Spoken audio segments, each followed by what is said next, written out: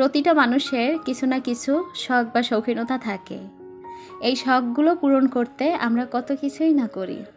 শৌখিনতার আসল স্বাদটা তো তখনই পাওয়া যায় যখন আমরা কেউ উপার্জন করতে শিখি আর আমাদের উপার্জিত অর্থ ব্যয় করে আমাদের সেই ছোট ছোট শখগুলো পূরণ করতে থাকি। হ্যালো এভরিওয়ান, আসসালামু আলাইকুম, welcome back to my another new blog. সবার কী অবস্থা, কেমন আছেন? আই হোপ সবাই ভালো আছেন, সুস্থ আছেন। এই যে ছোট ছেলেকে নিয়ে বৃষ্টি উপভোগ করছি জানালা থেকে। গতকালকে রাত থেকেই কিন্তু এই ঘূর্ণিঝড়ের তাণ্ডব অলরেডি শুরু হয়ে গেছে, তবে আজকে সকাল থেকে একটু বেশি। আমি যখন ভয়েস দিচ্ছিলাম তখন কিন্তু সেই বাহিরের যে বৃষ্টির একটা সাউন্ড বা বাতাস, সেই সাউন্ডটাও কিন্তু আমি টের পাচ্ছিলাম, কিন্তু আপনাদের মানে ভিডিওর মধ্যে কোনো ভয়েস আসছে কি না সেটা বুঝতে পারছিলাম না তখন। অনেক সময় দেখবেন কোনো ভিডিও দেখতেছেন বা কোনো কিছু শুনছেন, তখন যদি আশপাশ থেকে কোনো সাউন্ড চলে আসে তখন কিন্তু সেটা আর ভালো লাগে না। তো যাই হোক, গতকালকে রাত থেকেই মোটামুটি বৃষ্টি চলছিল, তবে সকালবেলা থেকে একটু তাণ্ডবটা বেশিই ছিল। এই তো সকালবেলা উঠে বিছানাপত্র গুছিয়ে নিয়েছিলাম। আমরা যখন বেশি কোনো ভালো একটা মোমেন্টে উপভোগ করি, দেখবেন আপনি কোনো ভালো একটা মুহূর্ত উপভোগ করছেন, তখন কোনো একটা খারাপ কিছু যদি আপনার মনে পড়ে যায় তখন কিন্তু আপনার মনটা খারাপ হয়ে যাবে।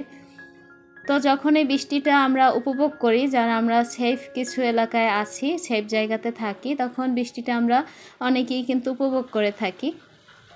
কিন্তু অনেক এলাকা আছে যেখানে অনেক ক্ষতিগ্রস্ত হচ্ছে, সেই দিনটা যখন বা সেই মুহূর্তটার কথা যদি মনে পড়ে তাদের কথা, তখন কিন্তু আর মনটা ভালো থাকে না। তো যাই হোক, এখানে হচ্ছে গতকালকে আমি একটু বের হয়েছিলাম সকালবেলাতে মার্কেটে কিছু কেনাকাটা করব, বলতে কিচেনের জন্য কিছু টুকিটাকি কেনাকাটা।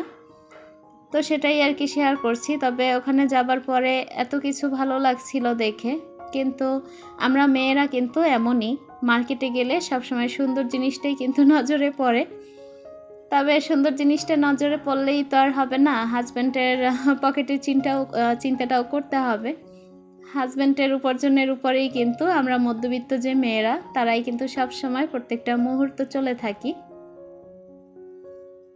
তো ওখান থেকে হচ্ছে স্বাদ আর সাধ্যের মধ্যে যতটুকু পেরেছি ততটুকুই কিন্তু কিনে নিয়ে এসেছি। তো বাইরে গেলে হয় কি যে দেখবেন 1 ঘন্টা সময় নিয়ে যাবেন, কিন্তু এখান থেকে বাসা থেকে বের হয়ে যেতে যেতেই দেখা যায় 1 ঘন্টা কিভাবে যে পার হয়ে গেছে সেটাও কিন্তু বোঝা যায় না। তো বাহির থেকে আসতে আসতে অনেকটাই লেট হয়ে গেছিল। তো এখানে এসে ঝটপট করে চিকেন রান্না বসিয়েছি। যেহেতু আস্তে আস্তে দুপুর হয়ে গেছে, এই জন্য আর বাড়তি কোনো কাটাকাটি বা ঝামেলার মধ্যে যায়নি। তো ফ্রিজে মাংস তোলা ছিল, সেটাই নামিয়ে নিয়েছি। আর এটা হচ্ছে ব্রয়লার মুরগি রান্না করব। দেখা যায় কি যে বাচ্চারা আছে, 2 ছেলে, আমি আর তাইফের বাবা, সে তো খাওয়া দাওয়া অফিসেই করে থাকে। তো এই জন্য হচ্ছে আর তাকে নিয়ে আর চিন্তা নেই। তো বাচ্চাদের খাওয়া দাওয়া নিয়েও সমস্যা হবে না।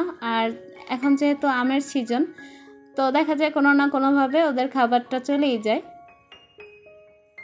তো এখানে আমি ভালো করে কিন্তু মশলাটাকে কষিয়ে নিয়েছি, আর এখানে মাংসটা দিয়ে ভালো করে এখন কষিয়ে নিব। গতকালকে একটা আপু আমাকে কমেন্ট করেছিল যে আপু, একটা চ্যানেলে কয় ধরনের ভিডিও আপলোড দিতে পারবো? আপু, একটা চ্যানেলে তুমি প্রত্যেকটা চ্যানেলের জন্য ক্যাটাগরি কিন্তু ভিন্ন থাকে। তুমি ইসলামিক ভিডিও দিতে চাও, সেজন্য ক্যাটাগরি ভিন্ন আছে। কুকিং চ্যানেলের জন্য কিন্তু আলাদা ক্যাটাগরি, বা ব্লগিং চ্যানেলের জন্য প্রত্যেকটা ক্যাটাগরি কিন্তু আলাদা আলাদা হয়ে থাকে।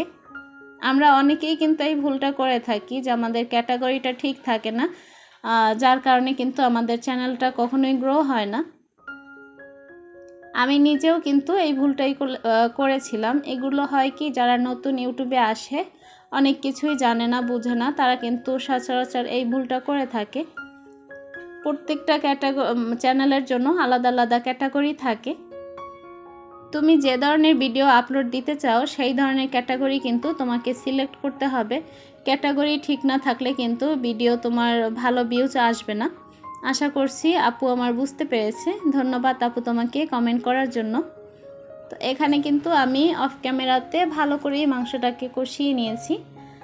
কষিয়ে মোটামুটি একটু আলু দিয়েছি, যাতে হচ্ছে আমার ছেলেদের খেতে সমস্যা না হয়। আর বিশেষ করে আমিও মাংসের মধ্যে আলু না দিলে আমারও ভালো লাগে না খেতে। আমি যে কোনো ধরনের মাংসের মধ্যেই আলু খেতে অনেক বেশি পছন্দ করি। যারা আমার সাথে সাথে এই অবধি চলে এসেছেন ভিডিওটি দেখতে দেখতে, যারা একটি লাইক দিতে ভুলে গিয়েছেন, প্লিজ একটি লাইক দিয়ে ভিডিওটি কন্টিনিউ করবেন। যারা আমার চ্যানেলে আজকে নতুন ভিজিট করেছেন, চাইলে আমার চ্যানেলটি সাবস্ক্রাইব করে আমার পাশেই থেকে যেতে পারেন। কথা বলতে বলতে এখানে কিন্তু মাংস রান্নাটা হয়ে গিয়েছে। যেহেতু আজকে একটাই তরকারি রান্না করেছি, গতকালকে ডাল রান্না করেছিলাম, সেটা ফ্রিজে তোলা আছে। তবে বাচ্চারা খাবে কি না সেটা ঠিক জানি না, কারণ বাসি তরকারি আমার কাছেও খেতে ভালো লাগে না। তো আজকে যেহেতু সময়ের অভাবে আর কি একটা রান্নাই করতে হয়েছে, এই জন্য একটু ঝোলভাবে মাংসটা রান্না করেছি। ওখানে রান্না শেষ করেছি, আর এই যে গতকালকে যে কেনাকাটা করেছি সেটা যদি আপনাদের সাথে এখন শেয়ার না করি, তাহলে দেখা যাবে অনেক আপুরা বলবে কি যে হয়তো বা আপু মার্কেট থেকে ঘুরে এসেছে, কোনো কেনাকাটাই করেনি। তো মধ্যবিত্ত ফ্যামিলির মানুষ হয় কি আসলে যে অনেক চিন্তা ভাবনা করি, কিন্তু আমরা কেনাকাটা করি।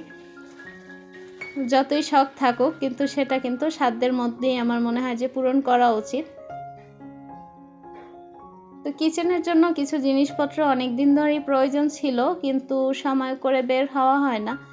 আর বাচ্চারা থাকলে আমার বের হতে একটু সমস্যা হয়, কারণ ওদের নিয়ে বের হলে কোনো কিছু ঠিকঠাক মতো কেনাও যায় না, এই জন্য আর কি।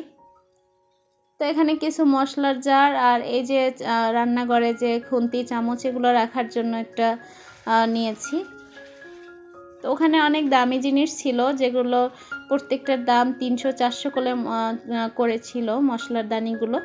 তো আমি অল্প মানে সাধ্যের মধ্যে যতটুকু পেরেছি ততটুকুই কিন্তু নিয়েছি। এই যে এক একটা কিন্তু মশলার জার নিয়েছে 220 টাকা করে। দামটা এই জন্য বলে দিয়েছি, অনেক আপুরা হয়তো বা ভিডিওটা দেখার পরে কেউ জিজ্ঞেস করতে পারে, বা হয়তো বা কারো জানতে ইচ্ছা করতে পারে। তো এই জন্যই কিন্তু আমি দামসহ বলে দিয়েছি। আমরা প্রত্যেকটা মেয়েরাই কিন্তু হাজব্যান্ডের পকেটের উপার্জনের কথা চিন্তা করেই সবসময় কেনাকাটা করে থাকি। আর আমার কাছে মনে হয় প্রত্যেকটা মেয়ের এভাবেই চলা উচিত। একটা মেয়ে যদি হিসেবি না হয়, কখনো সেই সংসারে কিন্তু কোনো কিছু ভালো হয় না আমার কাছে মনে হয়। তো বারান্দায় হচ্ছে আমার কিছু গাছ আছে, তো ওই গাছের যে পটগুলো ওগুলো কিন্তু সাধারণত আমি নর্মালি বাসায় যে পট থাকে সেটা থেকেই বানানো। তো ওখানে যাবার পরে দেখি এখানে অল্প দামে 60 টাকা 70 টাকা দামে এই যে পটগুলো এগুলো পাওয়া যায়। তো এই জন্য কিন্তু আমি এই টবগুলো নিয়ে এসেছি। তো এই তো ছিল আমার আজকের ব্লগ। আশা করছি আপুদের কাছে আমার ব্লগটি ভালো লাগবে। তো সবাই ভালো থাকবেন, সুস্থ থাকবেন। আল্লাহ হাফেজ, আসসালামু আলাইকুম।